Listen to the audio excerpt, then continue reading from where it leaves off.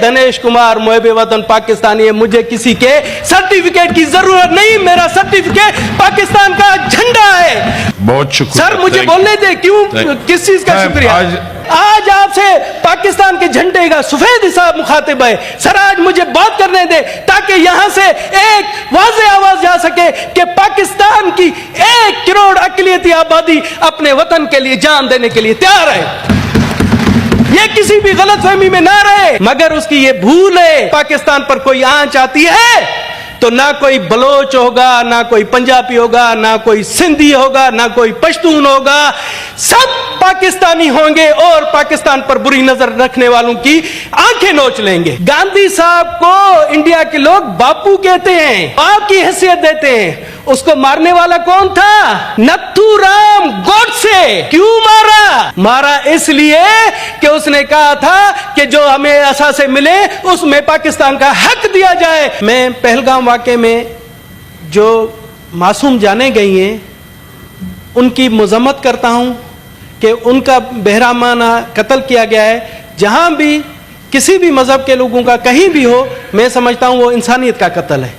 इसलिए और मैं दाद देता हूं कि जैसे ही पहलगाम वाक़या हुआ तो हमारे प्राइम मिनिस्टर साहब ने, जनाब शहबाज शरीफ साहब ने, हमारे इंटीरियर मिनिस्टर साहब ने, हमारे फॉरेन मिनिस्टर साहब ने, हर किसी ने इस वाक़े की मजम्मत की और इस ऐवान से जो करारदाद मंजूर हुई उस ऐवान ने भी मुतफ़िका तौर पर इस वाक़े की मजम्मत की। जनाब आला, मगर मुझे अफसोस से कहना पड़ता है कि वाक़े को आधा घंटा भी नहीं हुआ था, इंडिया की मीडिया ने बगैर किसी सबूत के पाकिस्तान पर इल्जाम लगाना शुरू कर दिया। ये उनकी सोच, आप सोच देखें कि किसी किस्म का सबूत नहीं, मगर इसमें पाकिस्तान को मुलविस किया। और इसके बाद मोदी साहब ने दूसरे दिन ही ऐलान जंग कर दिया, एक किस्म का ऐलान जंग कर दिया। वो जंग इस तरह से सफारती जंग शुरू कर दी, सिंतास माहिदा मुअत्तल कर दिया। जनाब, ये कहां का कानून है कि ना कोई सबूत, ना ही कोई प्रूफ। और आप देखें, आप किसी भी अक्लमंद दानिशमंद से पूछें कि इस टाइम पाकिस्तान अपनी अंदरूनी तौर पर वो केपीके में लड़ रहा है, बलोचिस्तान में दहशतगर्दों के खिलाफ लड़ रहा है, तो पाकिस्तान इस तरह से किस तरह से कोई वाक़या कर सकता है? जनाब आला, अब हमारी मैशियत संभल रही है। मैशियत आप देखें कि महंगाई जो तारीखी लेवल पर थी आज से 1-1.5 साल पहले, आज जाकर वो 5% पर महंगाई आ गई है। तो इस मौके पर कौन कोई सोचेगा कि इस तरह के वाकयात हों? सर, मैं बता देना चाहता हूं कि पाकिस्तान में रूनमा होने वाले दहशतगर्दी के वाकयात से भी आप बखूबी वाकिफ हैं। सर, दुनिया भी वाकिफ है। कितने दहशतगर्दाना हमले हुए, कितने हमारे मासूम लोग मारे गए, कितने आप मेरे सूबे बलोचिस्तान में गुज़िश्ता दिनों जाफर एक्सप्रेस का वाकया होता है, वहां पर बेगुनाह लोग मारे जाते हैं। मगर आप फर्क देखें पहलगाम वाक़े की, तो हमारे वज़ीर आज़म, हमारी तमाम जितने भी आला ओहदेदार थे उन्होंने मजम्मत की, मगर हमारे यहाँ जो दहशतगर्दी होती है उसकी कभी भी इंडिया ने मजम्मत नहीं की। जनाब आला, ये प्रूफ है। और आप देखें, हमने तो इस तरह से इन वाकयात को लेकर कभी ऐलान जंग नहीं किया, कोई मुआहदे मुअत्तल नहीं किए।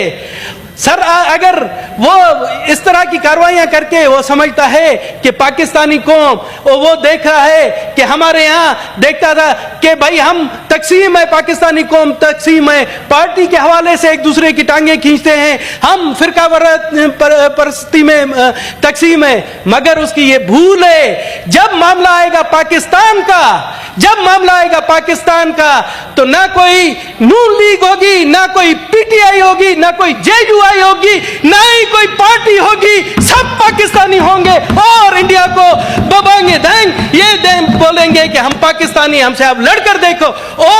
और मैं बताता हूं कि इस मौके पर पाकिस्तान पर कोई आंच आती है तो ना कोई बलोच होगा, ना कोई पंजाबी होगा, ना कोई सिंधी होगा, ना कोई पश्तून होगा, सब पाकिस्तानी होंगे और पाकिस्तान पर बुरी नजर रखने वालों की आंखें नोच लेंगे। जनाब आला, अभी मेरे दोस्त भट्ट साहब ने कहा कि हिंदू, मैं फख्र करता हूं मैं हिंदू, मैं फख्र करता हूं मैं पाकिस्तानी हिंदू, मैं फख्र करता हूं कि बलोच हिंदू।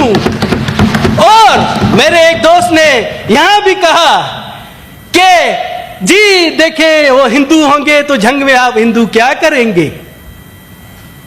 मैं बता रहा हूं कि दिनेश कुमार हिंदू है, दिनेश कुमार मुहब्बे वतन पाकिस्तानी है, मुझे किसी के सर्टिफिकेट की जरूरत नहीं, मेरा सर्टिफिकेट पाकिस्तान का झंडा है। और दिनेश कुमार का मजहब सिखाता है, दिनेश कुमार का हिंदू मत सिखाता है कि किसी की बेगुनाह की जान नहीं लें, किसी की बेगुनाह की जान ना लें। और दिनेश कुमार का मजहब सिखाता है कि जहां पर दिनेश कुमार पैदा हुआ है, जहां पर वो धरती उसकी मां है, और दिनेश कुमार गैरतमंद बेटे की तरह जो उसकी मां की तरफ देखा हुआ है उसकी आंखें निकाल लेगा। सर आप ये मत भूलें कि दो मुल्कों की लड़ाई में किसी के मजहब को आप वो ना दें। सर हमने तो, मेरे खानदान ने तो साबित किया है, बड़े सगीर में जो सबसे पहला कदम अहले बैत ने रखा, मेरे खानदान के पास रखा। हमें फख्र है, हम अपनी धरती की हिफाजत करना जानते हैं, हम अपनी धरती की खातिर जान देना भी जानते हैं, जान लेना भी जानते हैं। सर आप कह रहे हैं, मैं आपको बताऊं, हमारे chief of army staff general Asim Munir, आप लोग पीटीआई वाले वो आसिम मुनीर पर वो नाराज ना हो, मैं एक तारीखी हकीकत बयान कर रहा हूं, मैं एक तारीखी हकीकत बयान कर रहा हूं कि उन्होंने टू नेशन थ्योरी का, सर एक तारीखी हकीकत, मैं कोई वो जनरल साहब की तारीफ नहीं कर रहा हूं, टू नेशन थ्योरी का जो उन्होंने तकरीर की, तो उसको इंडियन मीडिया ने और दुनिया में कहा कि जी उन्होंने मजहब के हवाले से कोई की कि हिंदू मत के खिलाफ उन्होंने बात की।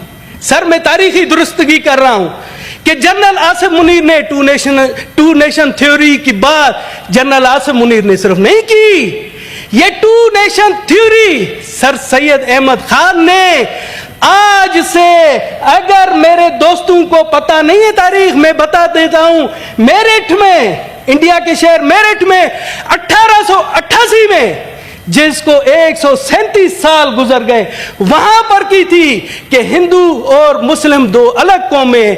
कोई जनरल आसिम मुनीर साहब ने नई बात नहीं की, यही बात अल्लामा इकबाल साहब ने की, अल्लामा इकबाल साहब ने आज से 100 साल पहले की, यही बात कायदे आज़म मोहम्मद अली जिन्ना ने बात की। तो मैं हैरान हूं कि जनरल आसिम मुनीर ने ऐसी कौन सी बात की कि इंडिया के मीडिया को आग लग गई। सर ये तारीखी हकीकत बता रहा हूं, आप आए, कोई भी आए, मैं मानता हूं, मुझे पता है कि जो आरएसएस सोच, जो मोदी सोच को हिंदू मजहब से नहीं मिला सकते। भट्ट साहब, आरएसएस सोच और जो मोदी सोच है, उसने तो आपको एक और तारीखी हकीकत बता दूं सर, एक तारीखी हकीकत बता दूं, आपको पता है गांधी साहब कौन थे? गांधी साहब को इंडिया के लोग बापू कहते हैं, बाप की हैसियत देते हैं। उसको मारने वाला कौन था? नथुराम गोडसे। क्यों मारा इसलिए कि उसने कहा था कि जो हमें असासे मिले उसमें पाकिस्तान का हक दिया जाए, और इसी सोच ने, जो आरएसएस सोच के नथुराम गोडसे ने उसको कत्ल कर दिया। दिनेश कुमार साहब के मजहबी हवाले से जो अल्फाज किसी ऑनरेबल मेंबर ने किया उसको कार्रवाई से नहीं, वो कोई मसला नहीं। मैं कहा आपकी दिल आजारी नहीं, दिल आजारी मेरी नहीं हुई, मैं दिल आजारी नहीं। और सर मेरी, दिनेश साहब टाइम हो गया और सर मुझे छोड़े, आज आपसे पाकिस्तान के झंडे का सफेद हिसाब मुखातिब है। सर आज मुझे बात करने दे ताकि यहां से एक वाज़े आवाज जा सके कि पाकिस्तान की 1 करोड़ अक़लियती आबादी अपने वतन के लिए जान देने के लिए तैयार है। ये किसी भी गलतफहमी में ना रहे। आप देखेंगे। और मैं एक और तारीख तारीखी हकीकत भी बता दूं जनाब आला, जिससे ये आप ना सोचें कि मैं इंडिया को डरा रहा हूं, आप ये ना सोचें कि मैं इंडिया को कोई खौफजदा कर रहा हूं। वो भट्ट साहब ने भी बात की है, वो मैं आपको बता दे रहा हूं। मैं भट्ट साहब की बात से मुत्तफिक हूं एक बात से। सर, मेरी उम्र है 50 साल। मेरे अब्बा अजदाद यहाँ के कदीम तरीन बाशिंदे, बलूचिस्तान के कदीम तरीन बाशिंदे, जो उन्होंने मुझे बताया और जो मैंने देखा है कि मुस्लिम कौम हर जुल्म बर्दाश्त कर सकती है, हर ज्यादती बर्दाश्त करती है, मगर जब तौहीन मजहब की बात आती है, तौहीन रिसालत की बात आती है, तो वो कभी भी ये बर्दाश्त नहीं कर सकती। मैं तो इतना कहता हूं कि अगर किसी वालिद का नाखलफ बेटा, किसी मुस्लिम वालिद का नाखलफ बेटा तौहीन मजहब करेगा, तौहीन रिसालत करेगा, तो वो उसका बाप उसको जहन्नम रसीद करके खुश नसीबी महसूस करेगा। तो मोदी साहब अभी जो वहां पर मुसलमानों को पाकिस्तान के इस आड़ में उनकी डेली बेइज्जती की जाती है, डेली उनको रुस्वा किया जाता है, तौहीन मजहब के उन पर वो किए जाते हैं, तौहीन रिसालत के हवाले से उन पर जुमले कसे जाते हैं। तो मैं कहता हूं उस टाइम से डरो। जब उनमें वो जुनून जाग गया तो आपको पाकिस्तान की 25 करोड़ आवाम से नहीं, 20 करोड़ इंडिया के मुसलमानों से भी मुकाबला करना पड़ेगा। और वो 1947 की तारीख दोहराएंगे और तकसीम की तारीख दोहराएंगे। शुक्रिया जी, बहुत शुक्रिया। सर, मुझे बोलने दे, क्यों, किस चीज का शुक्रिया? आज लोग ज्यादा है, फिर इंशाल्लाह नेक्स्ट टाइम। शुक्रिया जी, जी शुक्रिया, वेल डन।